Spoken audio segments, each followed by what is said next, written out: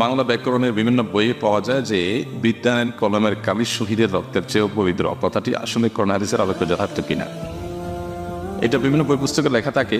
অনেক সময় আমরা মুখেও বলি বিদ্যানের কলমের কালি শহীদের রক্তের চেয়ে পবিত্র। কথাটা শুনতে বেশ সুন্দর শোনা যায়, কিন্তু এটা কোরআন কিংবা হাদিসের কোনো কথা নয়। হাদিসের নামে এরকম কথা মনে করা আমরা অনেকে বলে থাকি, যেটা খুব জঘন্য অপরাধ এবং গুনাহের কথা। রক্তের পবিত্রতা অপবিত্রতা, অর্থাৎ রক্তের মর্যাদা বেশি বা কম হওয়া, এটা তো আল্লাহ তাআলা ইলমে আছে। এটা তো আমরা নিরূপণ করতে পারি না যে কার কোন রক্তের মর্যাদা আল্লাহর কাছে বেশি বা কম। তো আল্লাহ তাআলা যদি এরকম কোনো কথা না বলেন, তার রাসূল সাল্লাল্লাহু আলাইহি ওয়াসাল্লাম থেকে যদি এরকম কোনো কথা বর্ণিত না হয়, তাহলে নিজের মন গড়া এরকম কথা বললে সেটা গুনাহ হবে। অবশ্যই জ্ঞান অর্জন করার ব্যাপারে ইসলাম আমাদেরকে উৎসাহিত করেছে। ইসলাম তো সেই ধর্ম যে ধর্মের প্রথম নির্দেশই হলো যে পড়ো।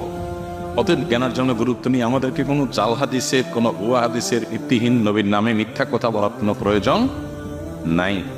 আমরা জ্ঞান অর্জনের গুরুত্ব আপন জায়গায় বর্ণনা করতে পারি বিভিন্ন বিশুদ্ধ হাদিসের আলোকে, আয়াতের আলোকে, বিভিন্নভাবে। কিন্তু আমরা জ্ঞান অর্জনের ফজিলত বর্ণনা করতে গিয়ে এরকম কোনো কথা যদি বলি যেটা আসলে হাদিসের কোনো কথা নয়, তাহলে সেক্ষেত্রে আরো গুনাহ হবে।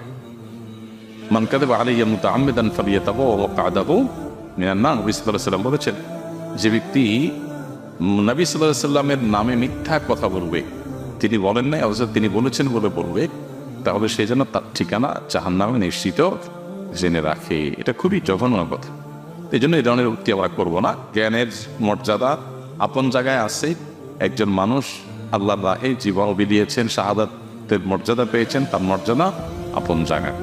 অতএব আপনার যিনি পড়ালেখা করছেন, জ্ঞানী মানুষ, তার কলমের কালি, এটার মর্যাদা শরীরের রক্তের চাইতে উত্তম, এরকম কোনো কথা কোনো হাদিসে বর্ণিত হয়নি। কোনো বিশুদ্ধ হাদিস দ্বারা এটি প্রমাণিত নয়, কোরআনে তো থাকার প্রশ্নই ওঠে না।